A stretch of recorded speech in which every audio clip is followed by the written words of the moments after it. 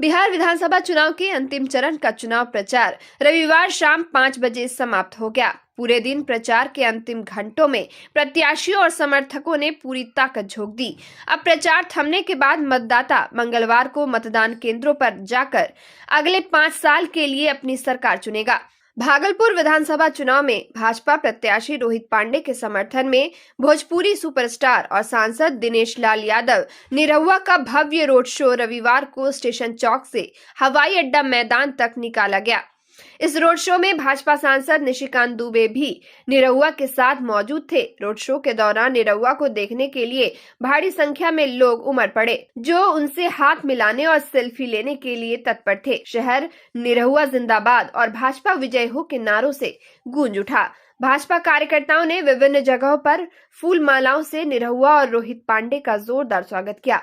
इस road show ने भागलपुर की सड़कों को पूरी तरह भगवामय कर दिया और शहर में चुनावी माहौल चरम पर पहुंच गया।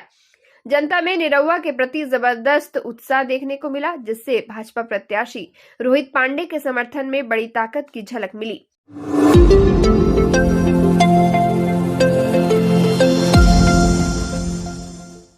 बिहार विधानसभा चुनाव के दूसरे चरण के आखिरी दिन आज बॉलीवुड एक्ट्रेस नेहा शर्मा ने अपने पिता अजीत शर्मा के लिए रोड शो किया।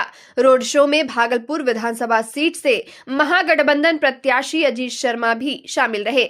उनके काफिले के आगे पीछे समर्थकों की गाड़ियों की लंबी लाइन लगी थी। नेहा शर्मा ने रोड शो के दौरान विधानसभा के वोटर्स से अपने पिता अजीत शर्मा और महागठबंधन के प्रत्याशी अजीत शर्मा को भारी मतों से जिताने की अपील की। उन्होंने कहा कि मेरे पिता और आपके नेता ने शहर में विकास के लिए कई काम कराए हैं। इस बार भी उन्हें जीत दिलाकर भागलपुर का विकास कार्य आगे बढ़ाने में सहयोग करें। नेहा शर्मा ने कहा कि भागलपुर की जनता मेरे पिता पर हमेशा स्नेह और आशीर्वाद बरसाती आई है। उन्होंने यहाँ के विकास और लोगों की सेवा में कोई कसर नहीं छोड़ी है।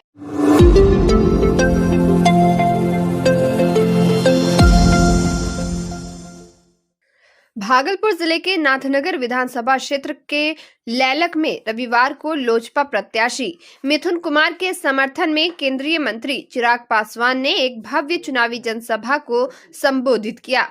सभा स्थल पर बेकाबू भीड़ उमड़ी और लोगों का जोश देखने लायक था।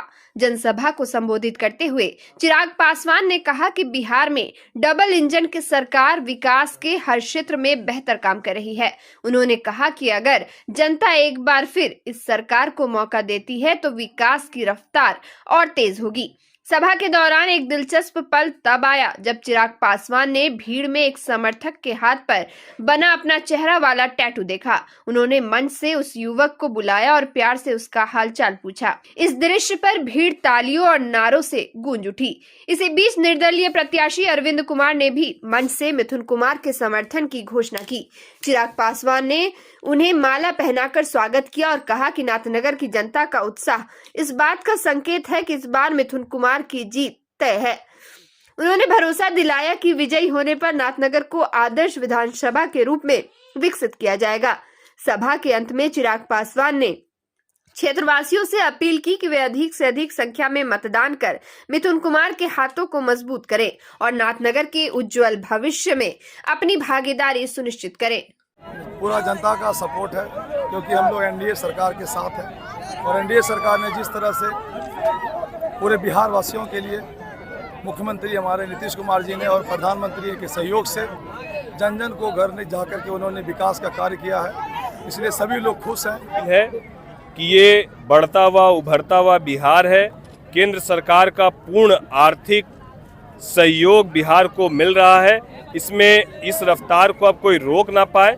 इसमें आप सबके समर्थन की ज़रूरत है, सबके साथ की ज़रूरत है, ताकि ये सही समय है बिहार को एक विकसित प्रदेश की सूची में ले जाने का। लोग गरीबी रेखा से बाहर निकले।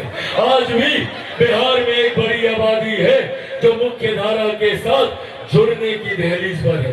उनको आर्थिक तौर पर सशक्त करने की योजनाओं ने बिहार सरकार के द्वारा चलाई गई इन योजनाओं ने भले वो बिजली के यूनिट फ्री करने की बात हो या पेंशन योजना में वृद्धि करने की बात हो या महिलाओं को आर्थिक तौर पर सशक्त करने के लिए 10-10 हजार रुपए पहली किस्त के तौर पर और अगली किस्त में 2 लाख रुपए देकर महिलाओं को उद्यमी बनाने की सोच के साथ हमारी सरकार आगे बढ़ने का काम कर रही है। साथियों, ये डबल इंजन की सरकार जो विकास की बात करती है, मेरे प्रधानमंत्री नरेंद्र मोदी जी की सोच सबका साथ, सबका विकास, सबका विश्वास और सबका प्रयास, इस मंत्र के साथ मेरी सरकार काम कर रही है।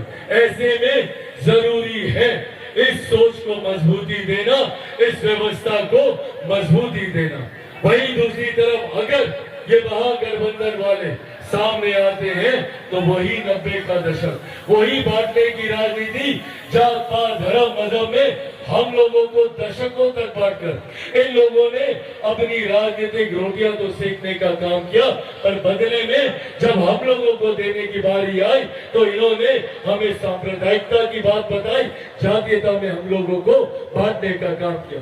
MY समीकरण सीने पे तमगे की तरह राष्ट्रीय जनता दल लेकर चलता है। क्या है भैया MY समीकरण? जहां M में सांप्रदायिकता है, मुसलमानों को सिर्फ वोट बैंक बना के रखा, आज तक कभी उनके लिए कुछ किया नहीं।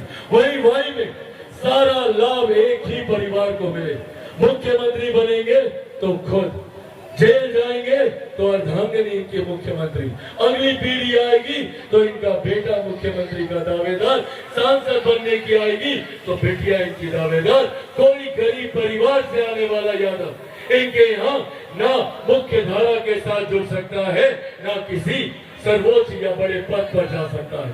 वही दूसरी तरफ मैं भी अपने MY समीकरण के साथ आगे बढ़ा, पर मेरे MY समीकरण में M में मेरी महिलाएं हैं तो Y में मेरे तमाम युवा साथी हैं जो जात पात धर्म मजहब से उठकर, जिनको हम लोग मुख्य धारा के साथ जोड़ने की सोच के साथ आगे बढ़ रहे हैं।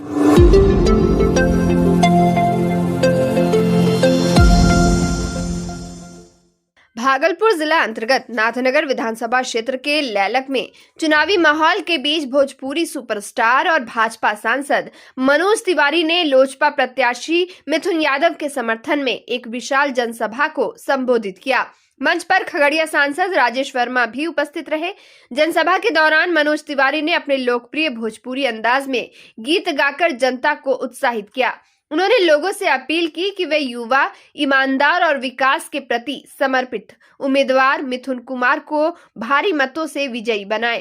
कहा कि मिथुन कुमार क्षेत्र के विकास के लिए प्रतिबद्ध हैं और उनके नेतृत्व में नाथनगर का सर्वांगीण विकास संभव है। सभा स्थल पर भारी जनसमूह उमड़ा। उपस्थित लोग तालियों और नारों के साथ नेताओं का उत्साहवर्धन करते दिखे। मंच से हर बार जब मनोज तिवारी ने जनता को संबोधित किया या गीत की पंक्तियां गाई तो पूरा इलाका जयकारों से गूंज उठा। लैलक की ये सभा नाथनगर विधानसभा क्षेत्र में लोजपा के प्रचार अभियान के लिए ऊर्जा और जोश से भर देने वाली साबित हुई।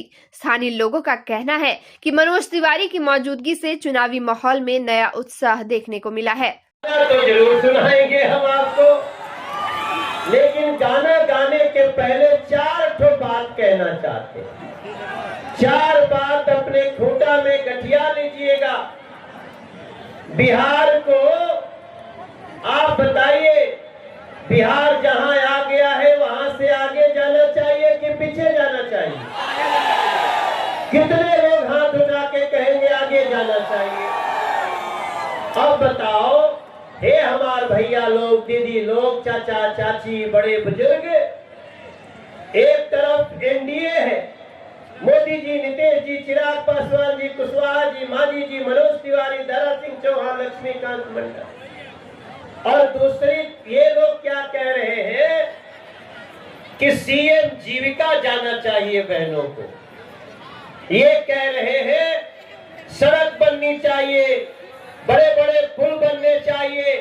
ये कह रहे हैं कि बिहार जिंदाबाद, और दूसरी तरफ महागठबंधन है जो कह रहा है बिहार उहार नहीं, शहाबुद्दीन जिंदाबाद। रहे हैं। बस एक लाइन में अंतर आप समझिएगा, बिहार जिंदाबाद होना चाहिए कि शहाबुद्दीन जिंदाबाद होना चाहिए? शहाबुद्दीन जिसका जिंदाबाद तेजस्वी यादव जी कर रहे हैं, वो दिन दहाड़े तेजाब जला के डाल के मार दिया करता था वो, और उसके बाद भी उसके ऊपर एफआईआर नहीं होता। वो सरकार को जब चाहता था धमकाया करता था, और 20 साल बाद भी तेजस्वी बाबू शहाबुद्दीन जिंदाबाद कर रहे हैं।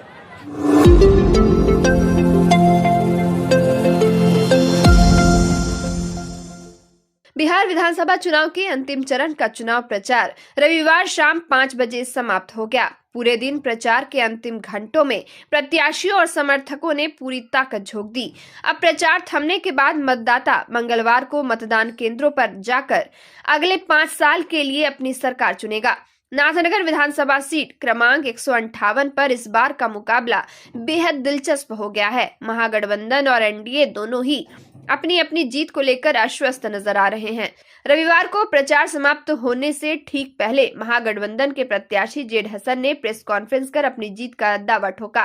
उन्होंने कहा कि जनता परिवर्तन के मूड में है और बिहार में महागठबंधन भारी बहुमत से सरकार बनाएगा। प्रेस वार्ता में जेड हसन ने नाथनगर के विकास, युवाओं के रोजगार और शिक्षा व्यवस्था में सुधार को अपनी प्रमुख प्राथमिकता बताया। वही रोड शो के दौरान समर्थकों की भारी भीड़ देखने को मिली, जहां पूरे जोश में लालटेन जलेगा के नारे गूंजते रहे। शाम 5 बजे के बाद शहर में प्रचार का शोर पूरी तरह थम गया है। अब मतदान से पहले प्रत्याशियों के समर्थक मतदाताओं से शांतिपूर्ण मतदान की अपील कर रहे हैं। चुनावी हलचल ठहर गई है, लेकिन राजनीतिक तापमान अभी भी गर्म है।